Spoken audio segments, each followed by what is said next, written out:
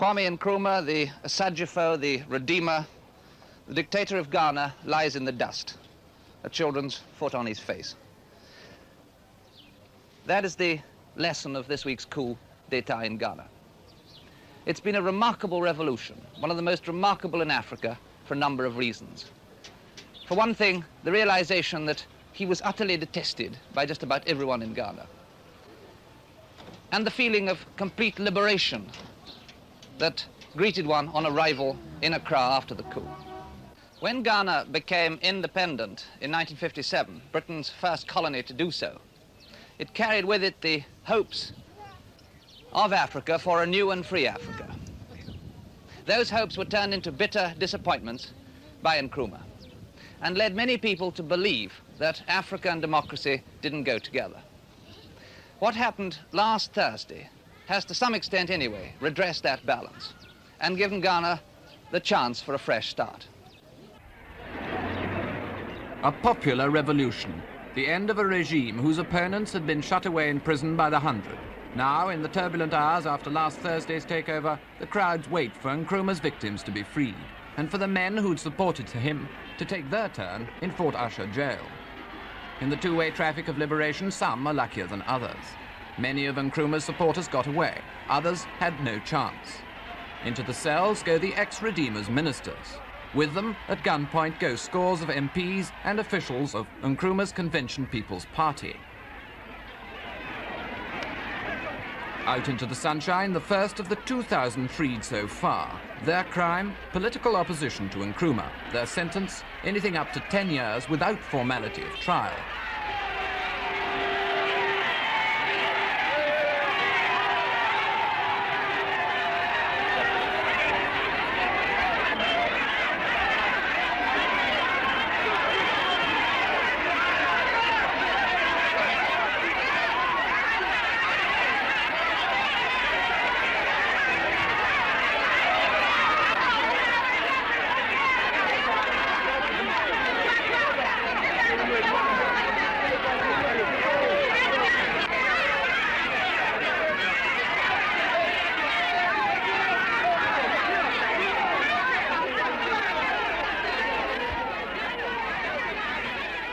Among those released, young men eager to fight on for the new Ghana, and old men just glad to be free. The men who set them free carried out a textbook revolution, carefully planned, swiftly executed, completely successful. Among Europeans who saw it happen was a former British colonial servant who stayed on to help Ghana after independence. Mr. James Moxon tells of the dawn takeover. Firing started, I think, about 5 o'clock in the morning and intensified as the morning went on.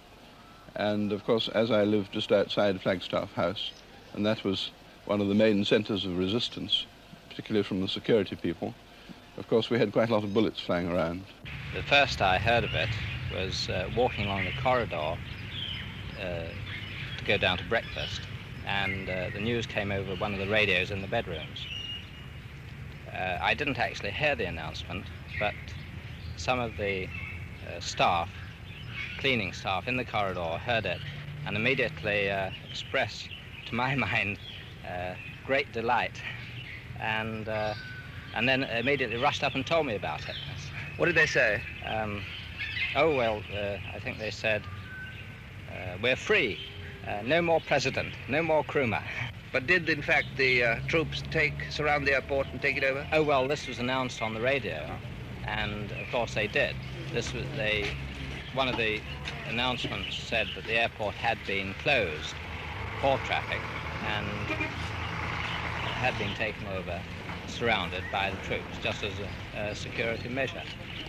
Troops still guarded the airport when Reporting 66 team flew in the next day, but everything was already under control. Well, the new council have described it by saying that he seemed to act as though Ghana was his personal property, which perhaps amounts to the same sort of thing.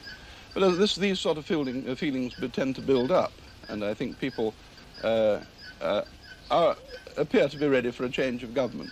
And of course, in this type of government, the only way you can get a change of government is by overthrow. The overthrow of Nkrumah brought public jubilation in Accra, in sharp contrast to Ghana's near neighbour, Nigeria. When the army took over there in January, there was simply a stunned acceptance by the public. Nothing like this. Outside Fort Usher prison, the crowd are waiting for the release of more of Nkrumah's political prisoners. What did you have mainly against Kwame Nkrumah? Because he has taken our money away, over 195 million pounds away, and we are now broke. Oh, we are fed up with him. We are fed up. Yes. What is the lady waiting for? Well, is happy. Is happy. Answering the question I said before. He's very, very happy. Are you happy too? I'm very happy. Look, if my brother is in the jail yard now. I'm waiting for my brother. Yeah. Yes. How long has he been detained? About 3 years or 5 years. 5 years. 5 years. What was he detained for? For political reason. And I don't know what my brother has done, what he has done. He was detained because he was a political opponent of Nkrumah. Of Nkrumah, of course, yes.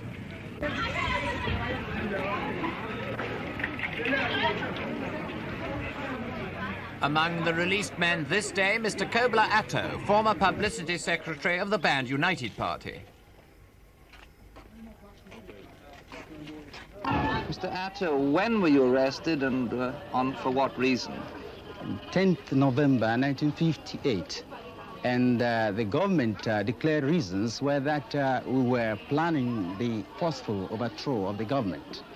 But the real reason was that this was the first time that you had a real opposition in Accra against the government party. And they were afraid we were going to beat them in Accra. And they thought they must do something about it. And the only way they could do it was to remove us from among the people. How many of the members of your party were put in jail? There were 42 of us. Actually, there were to be 43, but one man was not arrested at all. And one old man among us died when we were in detention. That was in 1960 he died. What sort of treatment did you have? The treatment varied. At first, we were treated fairly well.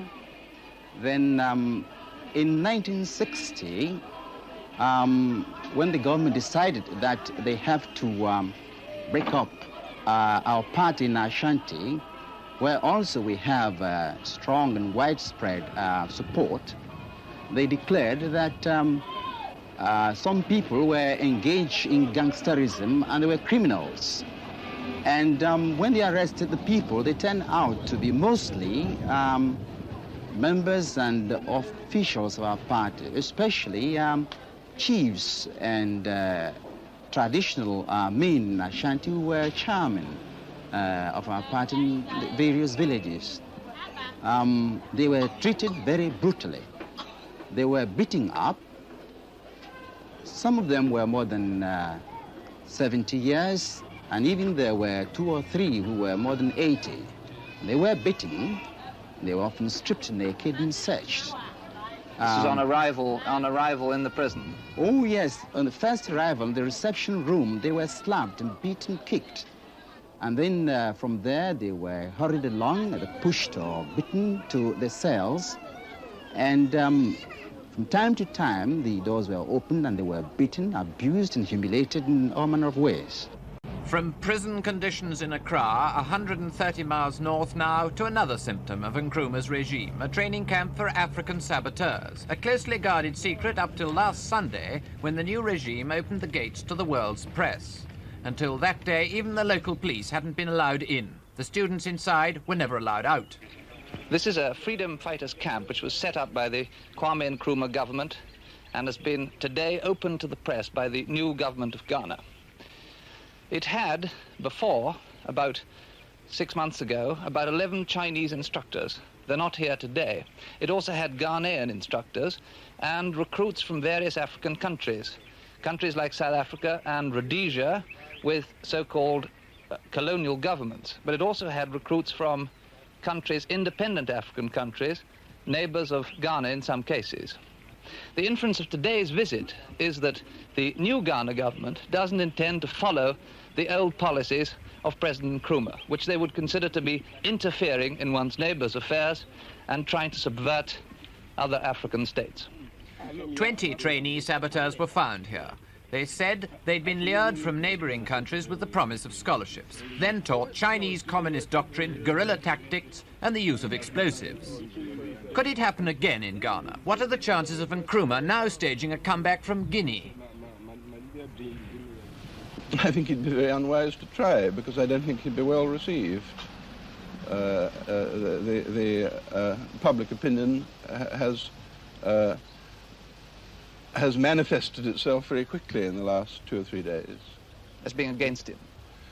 Yes, the public opinion has manifested itself as being against some of the policies which have affected the public. I mean, in certain respects, of course, his policies are Ghanaian policies, but in certain respects, particularly in relation to the economic situation, I think people felt that too much money had been spent on prestige, symbols, and perhaps too little on keeping the cost of living within bounds.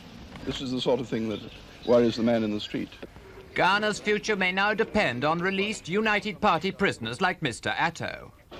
There's no vacuum in nature, and the same in human affairs.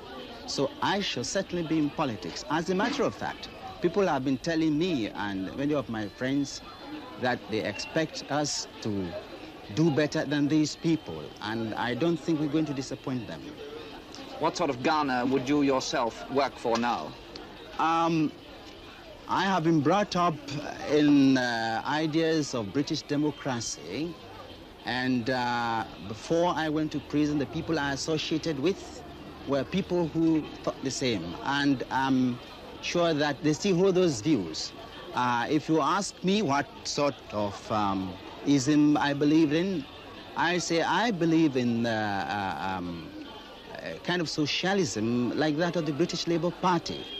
And that is the opinion, the views of the members of the UP. And I think that's what they like. They won't have anything to do with anything called communism. They hate it. In the prison, anybody was a UP member hated communism. And we wouldn't have it at all. General, may I ask you a question? Yes. Sandy Gall, Independent Television News, London. When approximately do you expect free elections to be held in Ghana?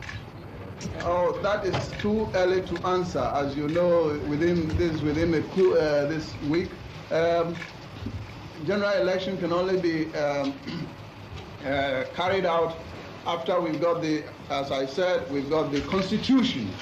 I mean, this Constitution, we don't want to have a dictatorship again, and therefore the Constitution will come out when everybody in the country has been given the privilege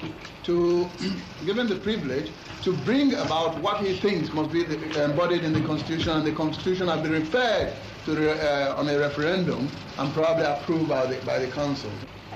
General Ankara's first priority must be to rescue Ghana from bankruptcy. General, it's been said that this country is going to run out of money by April. What do you intend to do about that? Are you going to ask for aid from the United States? It's within the Economic Commission. Do you expect that you will ask for aid from the United States? We'll ask for aid from all countries so far. General, do you plan to reopen diplomatic relations with Britain?